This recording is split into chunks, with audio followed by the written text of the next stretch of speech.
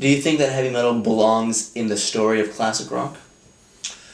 Sure, but I think what happens is when a heavy metal artist or song gets embraced by classic rock, it kind of mainstreams it out to some degree. It's not so metal anymore. Yeah. You talk about AC/DC. It's kind of like hard to think that something like You Shook Me All Night Long at one point was considered some sort of metal thing. I'll give you an example. When I got into radio, I started radio in '83. And when I got into radio, I wanted to do something called a metal show on the radio. Nobody was really doing anything like that at the time. There's only maybe one or two other ones. And I was working at a record store.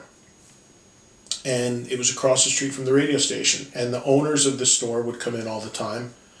And I was selling records. This was '83. I was selling records from 3 bands that they weren't playing, that they weren't touching on the radio. Which bands were these? Def Leppard, who had just put out Pyromania. Quiet Riot, who had just put out Metal Health. And the first Metallica record. Kill 'Em All? Kill 'Em All. And all these records were selling and doing well, but radio wouldn't touch them. And when the owners would come in, I'd say, hey, how come you guys aren't playing this stuff? And they would be like, oh, that's, we don't do heavy metal on the station. We can't. It's too alienating, whatever. So I said, but we're selling tons of it. I'm here selling. People are buying it. They must want to hear it. No.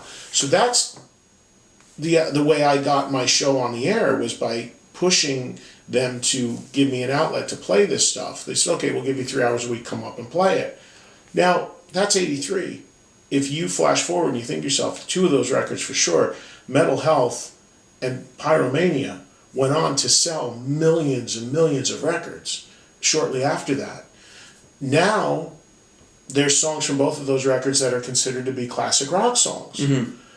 But back then, they were songs that they were so abrasive that they didn't know what to do with them.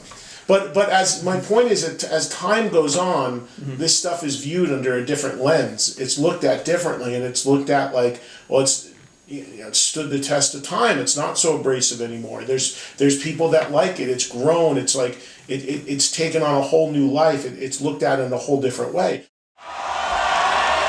People still believe in the power of rock and roll music. Hey, thanks for watching. My name is Daniel Sarkissian. I'm an independent filmmaker from Toronto.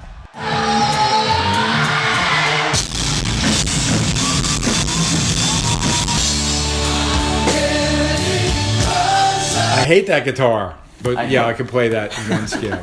Don't you dare laugh. I try to embrace the rock and roll spirit in the sense of I do everything self-funded and independently made with no oversight. As such, I really appreciate your time. Thank you for watching.